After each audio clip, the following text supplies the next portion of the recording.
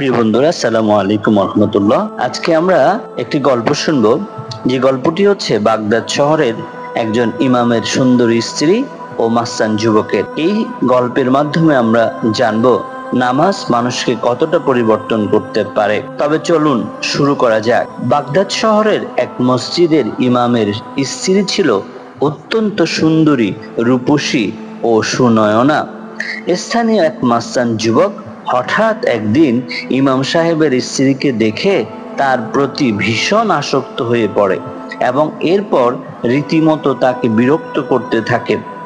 একদিন ইমাম সাহেবের বাড়িতে প্রবেশ করে যুবক বলল, হে সুন্দরী মহিলা, আমি ইতিমধ্যে তোমার প্রতি খুবই দুর্বল হয়ে পড়েছি, তাই আমার কামনা চরিতার্থ করার জন্য প্রস্তাব দিচ্ছি। তুমি কি আমার প্রস্তাবে রাজি? মাস্তান যুবকের প্রস্তাব শুনে মহিলা ভয়ে আড়ষ্ট হয়ে গেলেন। রাতে ইমাম সাহেব ঘরে ফিরলে তিনি তার কাছে যুবকের কথা বর্ণনা করলেন। ইমাম সাহেব বললেন, তুমি রাজি হয়ে যাও, তবে একটি শর্তে। শর্তটা হচ্ছে, যদি যুবক একটানা 40 দিন প্রথম তাকবীরের সহিত জামাতের সাথে আমার মসজিদে সালাত আদায় করতে পারে, তবেই তুমি রাজি হবে। পরের দিন যুবক এসে মহিলাকে জিজ্ঞেস করলো, আমার প্রস্তাবের ব্যাপারে তোমার মত কি? মহিলা বললেন, একটি শর্ত আছে, যদি তুমি শর্ত পূরণ করতে পারো তবে আমি রাজি। তখন যুবক বলল, কি শর্ত? মহিলা বলল, শর্তটি হচ্ছে বিরতি না দিয়ে একটানা 40 দিন প্রথম তাকবীরের সহিত জামাতের সালাত আদায় করতে হবে। যুবক বলল, এটা তো সহজ শর্ত, এর চেয়ে কঠিন শর্ত দিলেও আমি রাজি হতাম।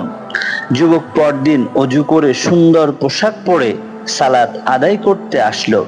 ইমাম সাহেব সালাতের পর মোনাজাত করে বললেন, হে আল্লাহ, এক পথহারা যুবককে তোমার দরবারে এনেছি, এখন পথ প্রদর্শনের মালিক তুমি। যুবক শর্ত মোতাবেক জামাতের সাথে সালাত আদায় করে যাচ্ছে।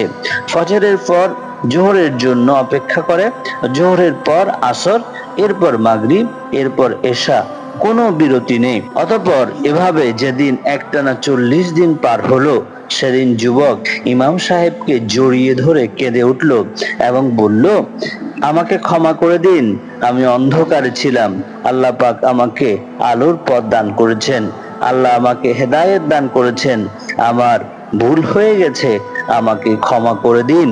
প্রিয় বন্ধুরা, আমি আমার চ্যানেলটিতে ইসলামিক স্টোরিজ, মোরাল স্টোরিজ এবং কোরআনিক স্টোরিজ শেয়ার করে থাকি। আপনারা আমার চ্যানেলটি সাবস্ক্রাইব করে দিবেন এবং কি ধরনের স্টোরি শুনতে চান তা কমেন্ট করে জানাবেন। ধন্যবাদ।